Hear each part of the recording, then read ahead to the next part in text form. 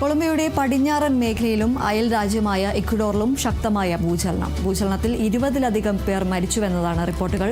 Richter സ്കെയിലിൽ 7.4 രേഖപ്പെടുത്തിയ ഭൂചലനമാണ് നടന്നതെന്ന് യുണൈറ്റഡ് സ്റ്റേറ്റ്സ് ജിയോളജിക്കൽ സർവേയും കൊളംബിയയുടെ ഔദ്യോഗിക ഏജൻസിയും വ്യക്തമാക്കുന്നു. പ്രാദേശിക സമയം തിങ്കളാഴ്ചയാണ് ഇത്തരത്തിൽ ഭൂചലനം ഉണ്ടായത്. കൊളംബിയയുടെ തലസ്ഥാനമായ ബൊഗോട്ടയിൽ നിന്ന് ഏകദേശം 400 കിലോമീറ്റർ പടിഞ്ഞാറുള്ള സാൻ ജോസ് ഡെൽ പാൽമർ എന്ന സ്ഥലത്താണ് പ്രഭവ കേന്ദ്രമായി അടയാളപ്പെടുത്തിയിരിക്കുന്നത്.